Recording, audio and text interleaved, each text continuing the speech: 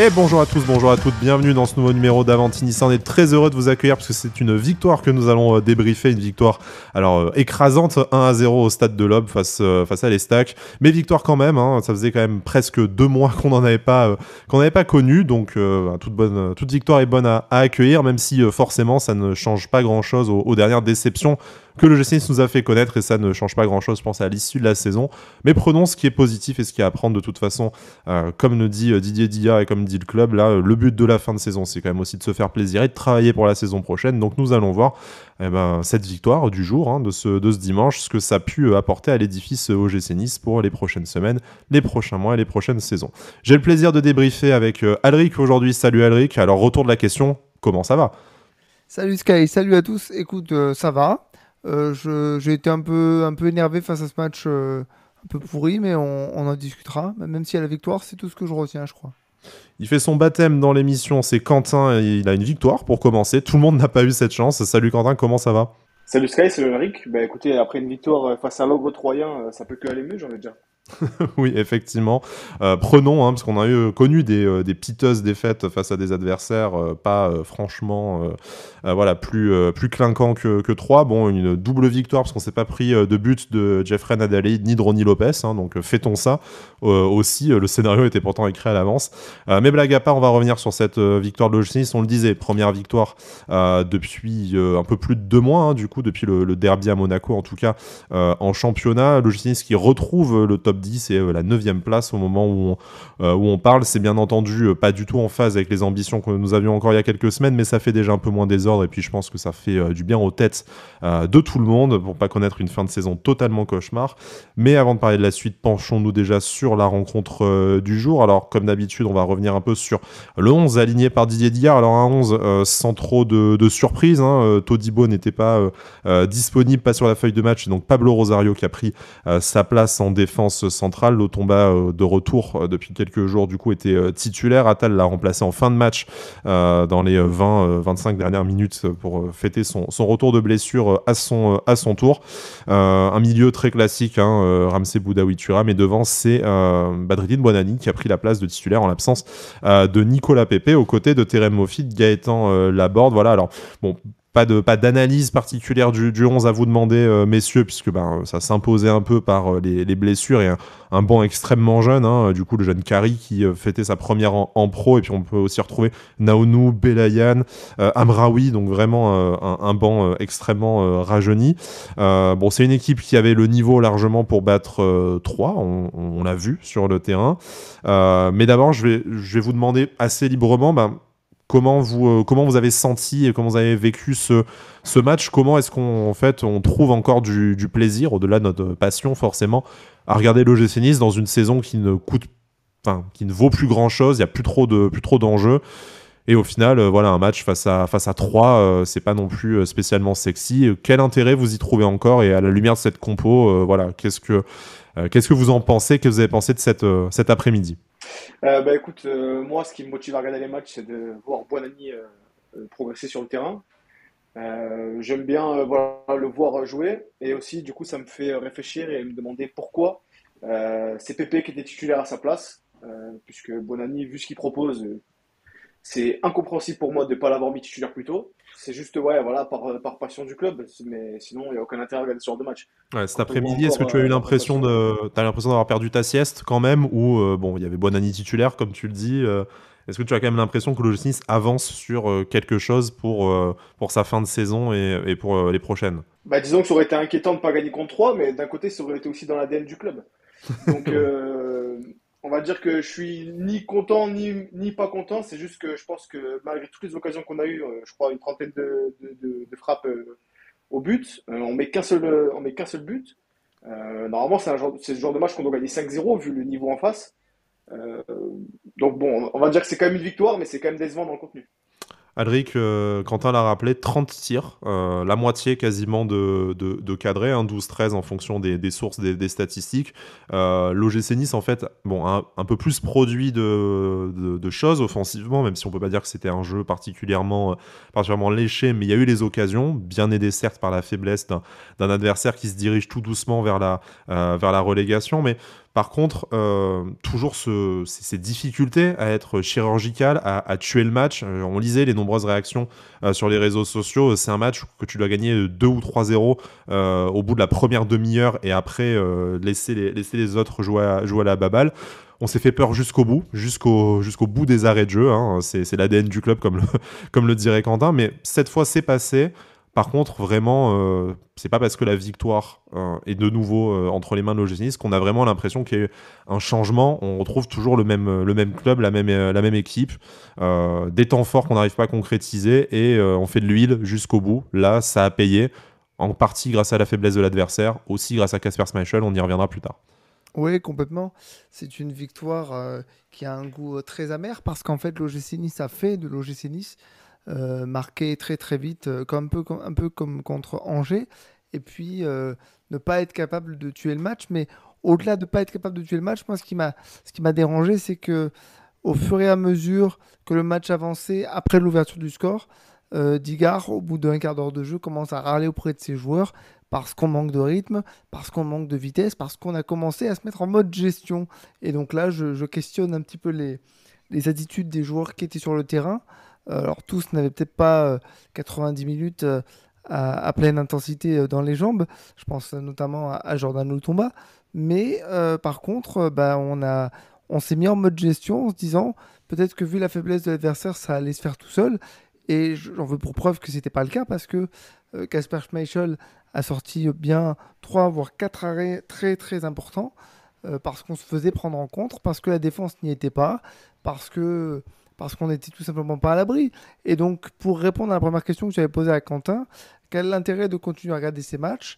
Eh bien, en fait, je sais de moins en moins pas, parce que l'OGC Nice a l'air de vouloir se mettre en roue libre, et que parce que depuis la semaine dernière et la défaite contre Clermont, je me suis clairement posé la question, pourquoi je continue à regarder ces matchs-là, si ce n'est pour les émissions que nous animons, parce Bon, que la passion, parce que je te donne congé hein, si c'est vraiment non, la punition, mais il y a la passion, oui, il y a peut-être la curiosité un peu malsaine de se dire bah tiens, j'ai envie de me faire plaisir alors que je sais que je vais m'emmerder. ouais, Euh, même notre masochisme a une certaine limite quand même. oui, Hein, non, mais ce que je veux dire, c'est qu'en plus, on le sentait. Moi, je l'ai tweeté un peu de manière cynique pendant le match, mais je me suis dit, mais vous sentez que le vent va tourner, qu'on va s'en prendre une. Et bon, l'adversaire était tellement, tellement faible que ça n'est pas arrivé, mais du plaisir, ouais, il y en a de moins en moins.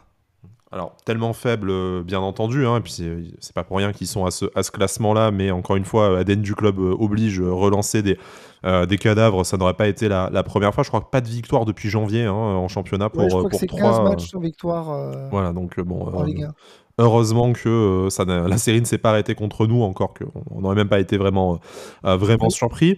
Je voudrais, au-delà voilà, de la faiblesse de l'adversaire, parce qu'on va pas non plus forcément tout remettre là-dessus, soulignons ce qui a été positif dans un premier temps, hein, parce que bon, là on est quand même blasé alors qu'il y a eu victoire. On sait bien que ça ne compte plus pour grand-chose désormais, mais quand même une victoire du gym, on l'a suffisamment espéré ces dernières semaines pour s'en féliciter. Commençons peut-être par Kasper Schmeichel, parce que son nom est venu en premier sur le tapis, et qu'en plus de ça, on connaît ton appréciation pour ce joueur. Alors, on a souvent dit que ce qui s'est joué sur ces dernières semaines, sur des matchs coup près, où on perdait d'un but, où on concédait un match nul un peu con sur des occasions qui n'en étaient pas vraiment, ou sur très peu d'occasions, en tout cas concédées à notre adversaire, c'est le manque d'arrêt décisif de Kasper Schmeichel. Là, il a eu 3-4 arrêts à faire. C'était pas toujours forcément impressionnant, mais en tout cas, il fallait les faire pour que le gym reste devant. Ça a été fait, donc obligé de le reconnaître. C'est peut-être un des deux meilleurs aiglons du match avec Badreddine Bouanani, dont on parlera après. Mais voilà, en fait, c'est peut-être ça aussi qui suffisait, qui a manqué à l'OGC Nice dans ces dernières semaines. C'est juste un gardien qui est capable de ramener un clean sheet, et après, tant pis si on n'est pas capable d'en mettre 3 devant. Un but sur notre première occasion, ça peut aussi suffire. Oui, bien sûr. Là, il faut souligner le fait qu'il a été bon, qu'il nous a sauvé en fin de match, parce que ces 3 arrêts, on va rester sur 3 arrêts, hein, très déterminants, parce qu'ils sont pas faciles du tout. Il y en a un du pied, puis il y en a 2 qui sont au milieu de forêt de joueurs en fin de match. Alors, est-ce qu'on a manqué de ça ces dernières semaines? Évidemment, oui, parce qu'on prenait un but à chaque match là, sur les 8 derniers. Mais aussi, au-delà de ça, je pense qu'on a manqué de cohésion collective. On manque encore une fois aujourd'hui de beaucoup de justesse technique. Enfin, j'en veux pour preuve le nombre de centres ratés, le nombre de passes ratées, le manque d'ambition un petit peu dans les actions, même si aujourd'hui on serait tenté de me contredire vu le nombre d'occasions qu'on a eues. Et surtout la difficulté pour marquer des buts, parce que on peut encaisser des buts sur des actions où on est un peu dépassé, mais quand on n'arrive pas à marquer plus d'un but, ça devient problématique, surtout quand on veut avoir de l'ambition et gagner des matchs. Donc oui, il nous a manqué un gardien, mais il nous a manqué surtout une grosse cohésion collective. Tu le disais hein, tout à l'heure en off, et on va poser la question à Quentin. De toute façon, voilà, déjà Quentin, par rapport à la performance de Kasper Schmeichel, avec qui on est, je vais pas dire condamné à terminer la saison, le mot est peut-être un peu fort, mais en tout cas Didier Digard a très clairement dit qu'il y avait une hiérarchie qui était établie et que du coup l'alternance à ce poste-là, sauf blessure ou en tout cas problème, n'est pas vraiment prévue. Donc on a assez peu de chances de revoir Marcin Bulka titulaire dans les buts niçois. Mais donc par rapport déjà à la performance de Kasper Schmeichel, qui, on peut le dire, rapporte au minimum 2 points à l'OGC Nice aujourd'hui, et c'est à mettre à son crédit. Mais Alric me le confiait en off avant qu'on lance l'enregistrement. Il a aussi été quand même plus exposé que d'habitude, parce que une défense extrêmement friable, en tout cas, qui a manqué de cohésion peut-être collective, de justesse technique. Moi je pense, alors on va pas tout mettre sur le dos de Rosario, mais déjà l'absence de Todibo, malgré sa méforme des dernières semaines, je pense que c'est aussi symptomatique. Jordan Lotomba qui revient peut-être et qui manque ou qui a perdu quelques automatismes, je ne sais pas. Le niveau de Dante peut-être, enfin, comment tu analyses la performance défensive de l'OGC Nice aujourd'hui, globalement, que ce soit son gardien, sa charnière centrale, ses latéraux? Bah, pour moi, il y a un vrai problème en défense. C'est vrai qu'il y a des actions qui passent pour les Troyens qui ne doivent jamais passer. J'ai surtout un problème dans ce match avec le placement de Dante qui se retrouve parfois ailier droit, voire 8. Quand on sait le problème qu'il a avec sa vitesse, je trouve que c'est vachement risqué quand même de monter aussi haut. Alors je comprends qu'il veut donner une impulsion à l'équipe et aller de l'avant, mais encore une fois, avoir Dante aussi haut en sachant en face, tu as Mano Baldé qui est hyper rapide et qui peut te faire une contre-attaque éclair, c'est hyper dangereux. Et que t'as pas Après, on a Todibo Rosario. derrière pour aller rattraper à la Exactement, course, que t'as Pablo Rosario. exactement. On a Rosario qui a failli nous coûter un but sur une passe ratée. Alors, on va pas tout lui mettre dessus, comme tu as dit, mais bon, c'est vrai que c'est compliqué depuis plusieurs prestations à chaque fois qu'il rentre en match. J'ai trouvé que Lotomba nous a fait du bien sur ce match. J'ai envie de dire enfin latéral depuis presque un mois, hein, si ce n'est plus. Mais sinon, oui, il y a un gros manque de cohésion au niveau de la défense. J'ai l'impression que les défenseurs ne se parlent pas entre eux et il y a des occasions qui ne doivent jamais passer. Donc, pour moi, c'est encore un mystère. Les Troyens ont joué le contre de manière assez juste parce qu'ils savaient qu'on était friable. Et clairement, sans un grand gardien aujourd'hui et un petit peu de chance aussi, tu en prends un facilement. Et je dis un, mais ça aurait pu être deux peut-être, parce que il y a vraiment deux occasions où il faut tout mettre au crédit de Schmeichel qui se place bien. Hmm. Parce que clairement, deux, trois fois, Dante, à part lever le bras, il est à la rue, hein. Ouais, ce contre où il fait l'arrêt du bout du pied. Bon, la frappe est molle et au ras du sol, mais il faut la faire quand même. Hein. Si le Troyen a mis une frappe à la Bilal Brahimi, je suis pas sûr que Casper serait allé la chercher. Mais effectivement, tu vois Dante 10 mètres derrière qui court le bras levé vers le ciel. Bon, Et même Digard lui a gueulé dessus en lui disant mais il peut pas être hors jeu puisqu'il part de son camp, donc, oui. donc arrête de lever les bras, quoi. Effectivement, bon, c'est symptomatique hein, de ce qu'on a vu ces dernières semaines, certaines fragilités de ce qui était jusque-là notre secteur de jeu le plus solide, mais obligé de souligner la bonne performance de Kasper Schmeichel. Hein. On est dur dans cette émission, mais on essaye. Ouais, t'as dit obligé, pas contraint, donc ça va. Voilà, voilà, on essaye d'être juste. Hein. C'est pas toujours réussi, on vous l'accorde, chers auditeurs, chères auditrices, mais bon, globalement, on essaye de reconnaître ce qui a fonctionné. C'est un peu tout ce qui nous reste en plus sur cette fin de saison. Quentin, on avance un peu sur le terrain et tu me confiais hors antenne avant qu'on lance l'enregistrement que tu voulais un peu ouvrir le dossier Khéphren Thuram qui est dans le dur, un peu comme son coéquipier et également international Jean-Claire Todibo depuis leur retour du rassemblement en équipe de France. C'est pourtant le genre de match où il y avait un minimum de possibilités on va dire, d'exprimer son potentiel technique et d'essayer un peu de distribuer le ballon. En plus de ça, accompagné de joueurs un peu plus doués techniquement que ce qu'on a pu voir ces dernières semaines. Je pense notamment voilà, à Jordan Lotomba, à Badrine Buonani qui pouvaient faire office de relais sur les côtés ou repiquer dans le cœur du jeu pour lui libérer des espaces.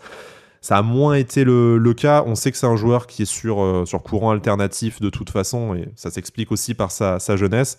Mais tu trouves que voilà, depuis ce rassemblement et sa première sélection en équipe de France, on a perdu celui qui montait en puissance jusqu'à être convoqué en bleu. Ah oui, totalement. Pour moi, il y a deux Kefren Turam qui sont complètement différents entre avant la sélection et après. Justement, dans ce genre de match où on connaît les qualités de Kefren à être bon dans les petits espaces, c'est là où j'attendais justement un Kefren peut-être pas décisif, mais au moins qui apporte du jeu, qui crée quelque chose. Là, dans l'attitude surtout, je trouve que c'est très compliqué parce que il marche beaucoup. Et quand il perd les ballons, il va pas forcément essayer de les récupérer. Il abandonne facilement les duels. Franchement, c'est un visage de Kefren que j'aime pas voir. Et paradoxalement, eh ben, il est à quelques centimètres d'une passe décisive merveilleuse pour Buonani. Donc c'est vraiment, je rejoins Quentin sur ça. C'est par petits éclats, mais, mais ça manque encore de véritable régularité pour être impactant sur un match, pour avoir du poids sur un match. On sait que Kefren Turam, ce sera un des principaux dossiers du mercato de l'OGC Nice. J'en profite qu'on en parle pour faire un petit point là-dessus. La presse, je crois que c'est l'équipe de mémoire qui évoquait les intentions du club, notamment par rapport à sa petite pépite. Pas de transfert, en tout cas pas de négociation prévue en dessous d'une somme folle. On parle notamment de 60 millions d'euros. On sait qu'il y a beaucoup de clubs qui sont intéressés par Kefren, donc en tout cas seraient intéressés à voir à quel degré, hein, mais bon, on va pas vous refaire la liste. De toute façon, c'est les mêmes noms de clubs qui ressortent tous les 3 mois depuis 2 ans. Liverpool, Paris, voilà. Donc, on sait que ça sera a priori vers un top club européen. Pour vous, alors, on sait que ce marché est fou de toute façon. On a déjà commencé à en parler dans les précédentes émissions. Mais pour vous, est-ce que Kefren Turam, aujourd'hui, par rapport au marché, par rapport à sa sélection en équipe de France, par rapport à ses performances à l'OGC Nice, ça peut atteindre une marque comme 60 millions d'euros? Est-ce que pour vous, il y a un intérêt pour lui de partir, vu que vraisemblablement l'OGC Nice n'aura pas de Coupe d'Europe l'année prochaine, à un an de l'Euro 2024 par rapport à ses ambitions internationales? Comment est-ce que vous analysez sa situation? Est-ce que c'est le moment de faire le grand saut? Est-ce qu'il vaudrait mieux qu'il fasse enfin cette saison de patron et cette saison régulière à l'OGC Nice qu'on attend maintenant depuis 1 ou 2 ans et qu'on ne voit pas venir? Pour vous, quelle doit être à l'heure des choix la décision de Kefren Turam? Ça me choquerait pas de le voir partir, pour plusieurs raisons. Si je dis pas de bêtises, corrigez-moi, c'est sa 4e saison chez nous. Il arrive, il est présenté par Gauthier Gannet, hein, quand même. Donc, pour dire à quel point il appartient à un ancien temps. C'est sa 4e saison chez nous, je crois. Mais surtout, voilà, tu n'as pas de Coupe d'Europe l'année prochaine. Il est devenu international. Bon, certes, l'OGC Nice n'est a priori plus un problème pour avoir des sélections en équipe de France, mais clairement, je pense que peut-être qu'il atteint ici son maximum. Moi, ça me choquerait pas de le voir partir. Est-ce que c'est le bon moment? Je pense qu'après 4 ans dans un club, et puis le fait d'avoir raté un quart de finale de Coupe d'Europe, le fait de ne pas avoir gagné de trophée, il est peut-être arrivé au bout de ce qu'il pouvait faire avec le gym. Il faudrait pas faire la saison de trop pour perdre peut-être en valeur sur le marché. D'un point de vue économique, ce serait intéressant de le vendre, évidemment, à un prix qui serait peut-être très élevé.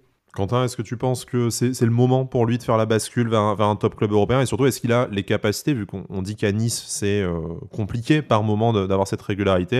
Est-ce que c'est pas trop tôt ou un trop grand club de viser parmi, je sais pas, les meilleurs clubs des 4 grands championnats? Moi, je suis plutôt d'accord avec Alric, mais je vais être peut-être un peu plus extrême. C'est que je pense même qu'il faut vendre Thuram et Todibo pour moi cet été, parce que je pense qu'ils progresseront plus du tout chez nous. Je pense que là, ils sont arrivés au maximum de ce qu'ils peuvent nous offrir. Et honnêtement, je pense que les garder une saison de plus, ça serait leur faire perdre, on va dire, quelques millions sur le marché. Et moi, je suis plutôt d'avis de les vendre maintenant qu'ils sont, on va dire, entre guillemets, au plus cher. Après, pour répondre à ta question sur Thuram, je pense que oui, si il arrive à rester sur des bonnes performances et ne pas être sur courant alternatif, comme on l'a dit tout à l'heure, pour moi, oui, ça peut être un très bon milieu de terrain d'un top 5 européen. Après, ça dépend que de lui.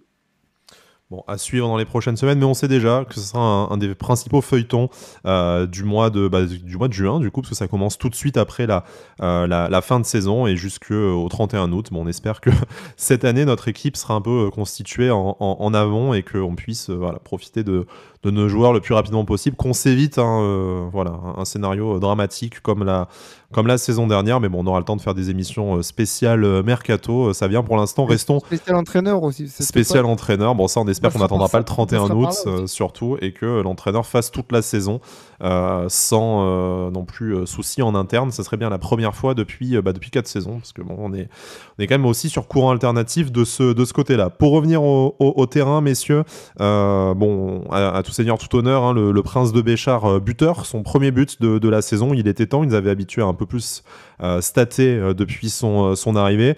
Bon, on se plaint toujours qu'il ne tente pas. Là, effectivement, il a bien le temps et la place de le tenter, hein. La défense troyenne ne lui sort pas vraiment dessus. Sa frappe n'est pas non plus magnifique et exceptionnelle, mais il faut quand même la placer entre la forêt de jambes troyenne et puis au ras du poteau. On est content de voir Hicham Boudaoui qui, lui, contrairement à Kefren Turam, a toujours quand même été un bon soldat, ou en tout cas a été d'une certaine régularité toute la saison quand il n'est pas blessé, hein. Je vois venir tout de suite la remarque de votre part et de la part de nos auditeurs, mais on est content voilà, comme un symbole que la récompense vienne également pour lui, même si c'est pas forcément son rôle, et qu'il ne marque ou pas, ça n'entache pas sa très bonne performance globale cette saison.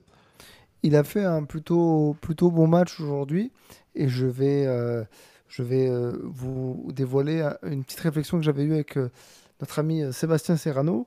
C'est que Boudaoui, pendant plusieurs saisons, depuis qu'il est arrivé à l'OGC Nice, je le considérais comme un joueur moyen plus, parce que souvent blessé, parce que sur courant alternatif. Je crois que cette saison, j'ai vraiment compris que c'était un putain de joueur. Un joueur exceptionnel. Bien sûr, le gros problème, c'est son physique, parce que je crois qu'il a loupé bien 10 matchs au début de saison. Mais là, depuis qu'il est revenu, très difficile de dire quand est-ce qu'il fait un mauvais match. Ça lui est arrivé, mais c'est très rare. Et encore aujourd'hui, oui, il a tenté une frappe, c'est rentré. Il en a tenté, je crois, une autre ou Oui, qui deux passe pas autres. très loin au-dessus, hein, non plus. Donc, Voilà, qui passe pas très loin. Donc peut-être que aujourd'hui, il a eu un petit déclic intéressant et je lui souhaite de poursuivre. Et évidemment, pour anticiper une éventuelle question, il faut absolument le garder pour l'année prochaine. eh ben, tu as vu, mais bon, je vais poser la question à Quentin quand même. Bon, tu sais que Quentin, on est vraiment team Boudaoui, hein, dans cette émission, dans Avantinissa. Lui, plus discret, enfin, on le voit moins, que ce soit sur le terrain, on le voit moins dans les médias, donc forcément, c'est moins une question et moins un enjeu pour le mercato que Kefren Turam et Jean-Claire Todibo. Il est également international dans une sélection qui est moins médiatisée que l'équipe de France. Ça l'aide peut-être à passer un peu sous les radars, mais on sait à quel point, nous, à Nice, il est précieux. Nous, on aimerait, je pense, forcément le garder. Pour toi, même question que pour Kefren Turam, est-ce que c'est le moment de partir pour lui, alors que enfin peut-être il s'est stabilisé déjà à un poste, hein, au milieu de terrain, il a été arrêté d'être baladé à droite, et puis malgré ses blessures, globalement on le voit aujourd'hui comme un titulaire indiscutable à Nice. Il arrive à enchaîner les matchs malgré tout, et c'est un sujet qu'on a évoqué dans les précédentes émissions pour ceux qui nous sont le plus fidèles, et on les en remercie. Mais si tu perds déjà Kefren Turam, est-ce que en fait te dire que tu gardes au moins Ramsey et Boudaoui en potentiel titulaire, ça ne facilite pas aussi ton mercato en disant que tu n'as qu'un poste à remplacer au final? Ah bah si, clairement, pour moi, Boudaoui, il faut le garder déjà parce qu'il a une intelligence de jeu qui est bien supérieure à celle de toute l'équipe. Et comme l'a dit Alaric, c'est vrai que moi-même, l'année dernière, je voyais pas un grand avenir à Boudaoui, mais c'est peut-être parce qu'il était à droite, comme tu as dit tout à l'heure, et que c'était pas son poste. Et c'est vrai qu'à son poste, faut dire la vérité, il a fait. C'est très rare qu'il ait fait de mauvaises prestations au milieu de terrain. Après, il me semble qu'il a prolongé récemment jusqu'en Oui. 2027, je crois, de tête. Donc, c'est plutôt une bonne nouvelle. Ça veut dire que le club voit les mêmes choses que nous et qu'il voit le potentiel d'Hicham Boudaoui. Mais oui, clairement, il faut le garder et même le blinder, hein, j'ai envie de dire. Il n'a que 23 ans, hein, d'ailleurs, parce que maintenant, ça fait longtemps qu'il est à Nice, mais il est arrivé très jeune. En plus, on sait voilà, à ce poste-là, a priori, il a encore ses meilleures années devant lui. On espère que ce sera à l'OGC Nice. Mais en tout cas, on est très content que ce soit lui le buteur. Comme quoi, il faut qu'il tente un peu plus souvent. Un autre joueur, un autre international, algérien d'ailleurs, mais qu'on espère aussi voir très très longtemps à l'OGC Nice. Lui, ça fait moins de temps qu'il est là. Il est arrivé de Lille il y a 2 ans, il me semble, 1 an et demi peut-être. C'est Badreddine Bouanani, peut-être l'aiglon du match, et en tout cas si ce n'est pas l'aiglon du match, ça se tape avec Kasper Schmeichel. Tu le disais en tout début d'émission, Quentin, c'est un peu l'attraction, lui et d'autres jeunes qu'on pourrait voir de cette fin de saison. C'est tout l'intérêt de cette fin de saison sans enjeu, de préparer les prochaines années en faisant jouer un maximum de jeunes. Et aujourd'hui, Badreddine Bouanani est probablement le plus proche du groupe Pau, le plus proche d'une place de titulaire. Il n'a pas staté, mais il en a pas été loin, et puis en tout cas globalement en une nouvelle grosse performance. Tu le disais d'une manière un peu provoque, mais que je partage tellement. Je vois pas en fait aujourd'hui ce que Nicolas Pepe apporte concrètement au 11 de l'OGC Nice de plus que Bouanani, et sachant qu'en plus dans le cas de Badreddine, on se projette avec lui pour les prochaines saisons. Oui, clairement, clairement. Et puis déjà, il y a sans rentrer dans le détail de Pépé, il y a déjà le salaire Oui. de Pépé par rapport à ce qu'il produit, c'est indécent. Mais oui, il y a déjà ce qui montre Bonani, pour moi, c'est extrêmement prometteur. Pour moi, c'est Bonani qu'on doit faire jouer titulaire, et je comprends pas qu'il n'ait pas été titulaire plus tôt. Il provoque, il va de l'avant, il dribble. Pour moi, il lui manque juste un but, je pense, pour qu'il décolle vraiment et qu'il progresse encore plus. Mais ce qu'il montre déjà actuellement, c'est très bon. Et pour moi, j'espère en tout cas que pour l'année prochaine, on va pas chercher un ailier droit ou alors un ailier droit pour la rotation, mais pas mettre Bonani sur le banc et ne plus le voir. Alric, pour toi, est-ce que Badrine Bouanani a le potentiel, alors pour être titulaire en cette fin de saison, qui encore une fois a un enjeu limité, si ce n'est de préparer l'avenir, évidemment, surtout que son concurrent direct est blessé, et puis on a vu en fin de match que les joueurs, on pense notamment à Ross Barkley, qui ont pu le remplacer, n'apportent pas grand-chose non plus, et la question de leur avenir à l'OGC Nice se pose tout autant que celui de Nicolas Pepe, pardon. Mais pour toi, puisqu'on se projette beaucoup sur le mercato et sur le futur dans cette émission, est-ce que ça a le potentiel pour être un titulaire dès la saison prochaine? On le rappelle, une saison en plus sans Coupe d'Europe, donc qui est peut-être aussi à même de lancer un nouveau cycle, un nouveau famoso projet sur 3 ans, cher à notre président Jean-Pierre River.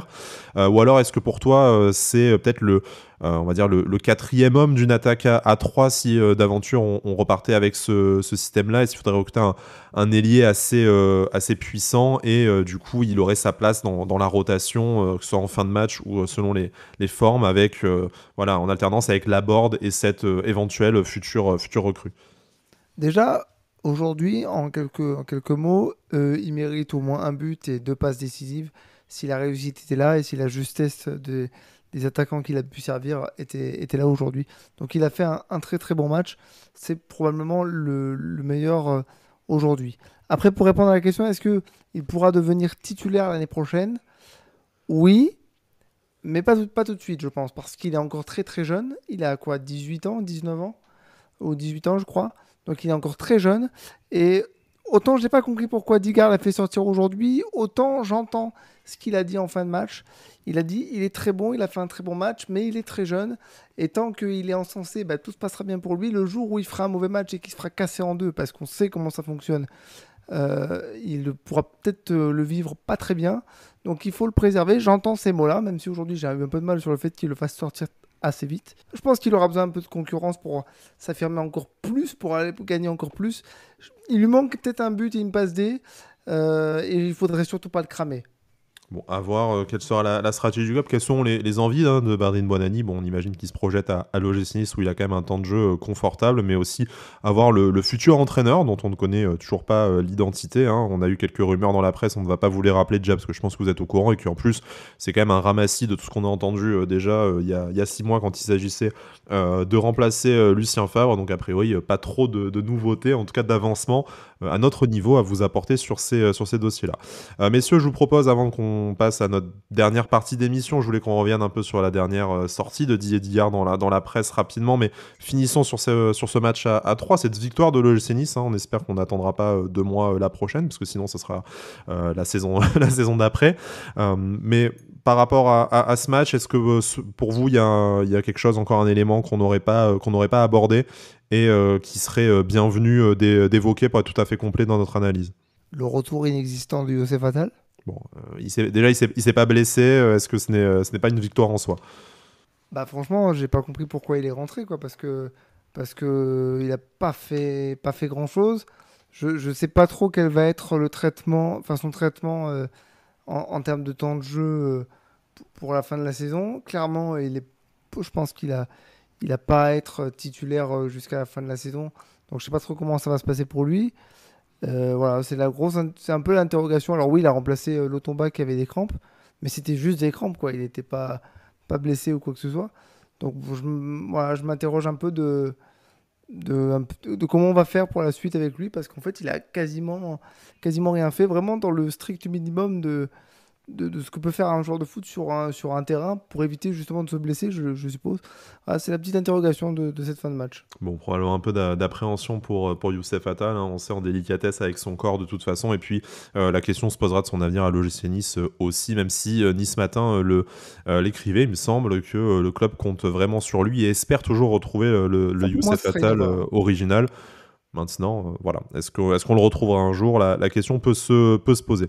Quentin, que ce soit par rapport au match de Youssef Attal, pas nécessairement, sauf si tu veux ajouter quelque chose là-dessus, mais un sujet qu'on n'aurait pas évoqué pour être tout à fait complet aujourd'hui. Alors le match de Youssef Attal, j'ai pas grand-chose à dire, parce que pour être très franc, j'attends plus rien du tout de Youssef Attal actuellement. Non, par contre, moi, ce que je voudrais aborder, c'est le choix du dispositif. Donc là, on est parti visiblement sur un 4-3. Et donc, on voit encore une fois qu'on est bien plus à l'aise dans ce genre de dispositif. Ce que je comprends pas avec Digard, notamment ces derniers temps, c'est son obsession avec la défense à 3. Surtout que, une défense à 3, normalement, c'est pour quand on a des bons latéraux. Or, on n'en avait aucun. Donc, je comprenais toujours pas pourquoi on forçait avec ce dispositif-là. Et maintenant qu'on a donc Lotomba et Atta disponibles, il repart sur un 4-3. Donc moi, je comprends pas trop. Mais bon, enfin, j'espère en tout cas qu'on va rester sur un 4-3 jusqu'à la fin de saison. Voilà, sinon, à part ça, rien d'autre à dire de particulier. Bon, alors puisqu'on parle de la prochaine saison et de ce que Didier Digard met en place pour laisser le fauteuil, les pantoufles les plus chaudes et les plus confortables à son successeur, parlons de sa dernière sortie dans la presse. On l'a interrogé par rapport aux enjeux de la fin de saison et par rapport, on va pas dire à son bilan, puisqu'il reste encore effectivement quelques journées, mais par rapport à son vécu jusque-là avec la casquette d'entraîneur numéro 1. Et Didier Digard a terminé son intervention par ce que certains ont pu interpréter comme un tacle à Lucien Favre ou comme une défausse de sa part, en tout cas, où il expliquait que, en tout cas, lui laisserait l'équipe et les joueurs plus avancés dans le projet et dans leur construction personnelle que lorsque lui-même avait pris l'équipe. Alors, au-delà de la sortie qui n'est pas forcément très classe, mais bon, ça après c'est mon interprétation personnelle et puis sans aucune objectivité, puisque je pense que si vous écoutez cette émission, c'est que vous me supportez parler en bien de Lucien Favre depuis maintenant plusieurs années et vous êtes très courageux, très courageuse.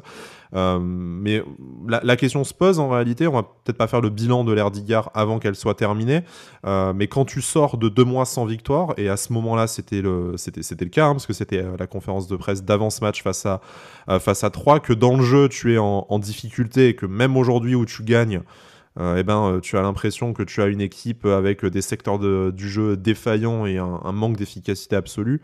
Est-ce que pour vous c'est légitime de dire que Didier Digard, quand il va lâcher l'équipe début juin, aura réellement... Je vais vous poser la question plus ouverte. Qu'est-ce que Didier Digard aura amené au projet Ineos avec ces 6 mois d'intérim? Je trouve que cette déclaration, elle est discutable. Après, est-ce qu'elle est classe ou pas, à la limite, c'est pas mon problème. Mais par contre, je trouve qu'elle est discutable dans son contenu parce que, allez, on va dire que les 14 premiers matchs où tu es sur une grosse série d'invincibilité, où tu marques beaucoup de buts, tu sors de belles victoires, notamment dans cette triplette qui était Lille, Lens, Marseille, où tout le monde l'encensait, et moi le premier, on pouvait être d'accord avec lui. Là, tu sors de 2 mois avec cette victoire de 2 mois compliquée où tu es absolument dégueulasse dans le jeu, où au stade, ça se vide de plus en plus parce qu'on en a marre de les voir pas jouer parce qu'il y a eu quand même ces dernières semaines des non-matchs, notamment, j'ai presque envie de dire, en Coupe d'Europe, hein, parce Mhm. que bon, tu marques avec Gaëtan Laborde, ok, mais juste derrière, t'arrêtes de jouer. Donc, ouais, c'est discutable. Il a fait de très bonnes choses, je pense, dans l'état d'esprit. Il a réussi à amener quelque chose d'intéressant, peut-être parce qu'il avait une proximité avec ses joueurs que Lucien Favre n'avait pas, par le décalage générationnel, peu importe. Donc il a amené quelque chose, mais qui, de par son côté novice, hein, et c'est pas une insulte hein, que de dire qu'il est Mhm. novice en tant qu'entraîneur, a eu ses limites, a atteint ses limites à partir d'un certain moment. Et dès qu'il a atteint ses limites, eh bien, on a vu que ça devenait plus compliqué. Alors, est-ce qu'il fera une bonne carrière d'entraîneur? Je lui souhaite. Je pense que oui, il a les qualités pour. Maintenant, est-ce que l'OGC Nice est beaucoup plus avancé par rapport à son arrivée? Aujourd'hui, je pense pas. Il y a encore trop de lacunes. On les a encore vues aujourd'hui. Il a beaucoup râlé auprès de ses joueurs. Ça veut dire que parfois son message pardon, ne passe pas. Donc, ouais, c'est discutable. Pas tout à fait d'accord avec lui. Quentin, on pense naturellement à l'utilisation des jeunes, hein, dont il est plus proche, bon, par son âge, mais également pour son passage à la tête de la réserve de l'OGC Nice. Principalement, c'est l'utilisation de Badreddine Bouanani. Bon, on a vu également le petit Amraoui être davantage, enfin, fêter ses premières titularisations en pro avec Didier Digard. On a davantage vu aussi Antoine Mendy, Reda Belayan. Donc, effectivement, moi, spontanément, quand il sort cette phrase, je pense qu'effectivement, là où le projet est un peu plus avancé, c'est sur l'utilisation des jeunes. Pas toujours à bon escient, mais en même temps, quand tu lances des jeunes, il y a aussi des couacs, et ça fait partie de la vie des clubs qui se veulent formateurs. Par contre, moi, de mon côté, je suis un peu surpris aussi de cette déclaration, de dire que j'ai quand même l'impression que l'équipe, il y a toujours autant de joueurs à changer. Il y a peut-être un numéro 9 de moins à changer, parce que Florent Ghisolfi nous a ramené Terem Moffi, mais globalement, est-ce que tu as l'impression que l'OGC Nice, cet été, aura davantage de certitude sur son effectif, sur son jeu, sur son projet, que ce qu'on pouvait en avoir lors du mercato d'hiver au mois de janvier? Des certitudes, pas vraiment, mis à part sur les jeunes, comme tu l'as dit. Digger nous aura au moins permis de voir des jeunes comme Badreddine et Belayan et Mendy. Peut-être que, à l'instar de Lucien Favre, qui nous aurait peut-être fait un peu moins jouer. Après, moi, c'est surtout le timing de cette déclaration qui me semble un peu douteux. Parce que quand on est sur une série de un mois, je crois même un peu plus, sans victoire, Mm. enfin, on est censé se faire un peu petit. Je pense que Digger, il a surtout été l'objet, hein, entre guillemets, du déclic, parce que l'équipe est passée du tout au tout. On est passé d'un Lucien Favre, qui est un vrai technicien, hein, mais qui est peut-être en décalage par rapport à son âge avec notre effectif, qui est Mm. relativement jeune, à voilà, Digger, qui est relativement jeune aussi, et donc peut-être le message est plus facile à faire passer. On sait qu'il est assez proche de ses joueurs, donc ça aide forcément. Mais mis à part les jeunes, je peux pas trop dire que Digger a apporté énormément au GC Nice, et parce qu'on le dit encore, cet été il y a encore beaucoup à faire au niveau du mercato, encore un gros décrassage comme tous les ans presque, donc pas une grosse amélioration. Ouais, si je peux me permettre de rajouter une chose, moi, cette déclaration, quand je l'entends, elle me fait tilter parce que quand on gagne 6-1 contre Montpellier, donc c'est son premier match en tant que numéro 1 à la tête de l'OGC Nice, il dit: je n'accepterai pas en dessous en termes d'intensité et d'implication comme j'ai vu ce soir. Ça a fonctionné sur une dizaine de matchs. Tu es invaincu, tu tapes Marseille, tu tapes Lens à domicile, enfin à l'extérieur, etc., etc. Et puis tu enchaînes ce mois et demi, ces deux derniers mois avec une élimination en Coupe d'Europe où tu te fais taper contre Lorient, tu perds contre Clermont, c'est ignoble. Et à ce moment-là, il commence à protéger ses joueurs. Et donc là, en fait, son discours, il a changé. Son discours, il a changé. La sévérité qu'il pouvait avoir au début de son mandat, elle a presque disparu. Donc, ça me fait dire qu'il a apporté momentanément, mais qu'il lui reste encore beaucoup de choses à apprendre pour vraiment apporter quelque chose de durable à l'OGC Nice. Et on le disait lorsqu'on se posait la question, est-ce qu'il pourrait être l'entraîneur l'année prochaine? Le plus difficile, quand tu as réussi à passer outre la révolte et dire vous voulez plus faire ça avec Lucien Favre, ok, on va faire différemment, c'est d'amener un nouveau discours. Voilà, moi j'ai un peu de mal aussi avec son changement de fusil d'épaule par rapport à l'implication de ces joueurs qui on l'a vu, hein, et lui aussi, était moindre, mais qu'il a commencé à protéger. C'est un peu ça qui m'a déçu avec lui aussi. Je suis complètement d'accord, surtout que, enfin, pour moi, c'est surtout le manque d'objectivité depuis cette mauvaise série qui est en cours, notamment quand tu nous expliques en conférence de presse que Nicolas Pepe fait pas de mauvais match parce qu'il est très bon à l'entraînement, qui nous explique encore que le contenu clairement lui convient quand il regarde les statistiques. C'est vrai qu'il y a un réel manque d'objectivité et peut-être un réel manque voilà, d'un entraîneur qui tape un peu du poing sur la table en disant bon, voilà, là on a été pas bon. Enfin, il y a un réel manque d'objectivité, je trouve, et c'est ce qui est dommage. Des déclarations en tout cas qui n'auraient pas été de trop dans la, dans la bouche de Patrick Vieira, hein, mais bon, on espère quand même un meilleur succès à Didier Digard, que ce soit chez nous ou ailleurs, même si a priori, et c'est également dans les révélations de la presse cette semaine, Didier Digard devrait retrouver son poste de numéro 2, en tout cas un poste à l'OGC Nice. À voir si le futur entraîneur du gym en voudra et si Didier Digard n'est pas sollicité également par ailleurs par d'autres clubs. En tout cas, on souhaite le meilleur, que ce soit chez nous ou ailleurs, à notre ancien capitaine, notre entraîneur qui, évidemment, nous a aussi rapporté plus de points que son prédécesseur. Et puisqu'on parlait de chiffres, voilà, hein, la moyenne de points n'est pas exceptionnelle, mais en tout cas, elle nous aurait permis de nous situer voilà, autour de cette 7e, 8e place qu'on va essayer de décrocher en fin de saison pour que ça fasse moins désordre. Messieurs, merci de m'avoir accompagné dans cette émission. Nous, on va se retrouver toutes les semaines jusqu'à la fin de la saison pour débriefer les matchs. On va essayer d'y trouver des éléments intéressants. C'est quand même plus facile avec une victoire. Puis ensuite, ça sera l'heure du mercato du nouvel entraîneur. On verra un peu comment on s'arrange niveau planning. Hein. Ça dépendra un peu de si l'OGC Nice a décidé cette fois de lancer les hostilités très tôt ou d'attendre son traditionnel stage de pré-saison pour commencer à s'intéresser à des nouveaux joueurs. Mais voilà, en attendant, vous nous retrouvez de toute façon sur YouTube, sur Apple Podcast, sur Spotify, sur Deezer, sur Amazon, sur un peu toutes les plateformes. Et puis évidemment sur Twitter et sur Instagram, sur Facebook également, j'allais oublier. Quentin, merci de ta performance pour cette première, hein, avec une victoire. Mais merci d'avoir été là, tu reviens quand tu veux, tu fais désormais partie de la grande famille Avantinissa. Messieurs, merci beaucoup de m'avoir accompagné et puis jusqu'à la semaine prochaine. Issa Nissa. Issa Nissa. Issa Nissa.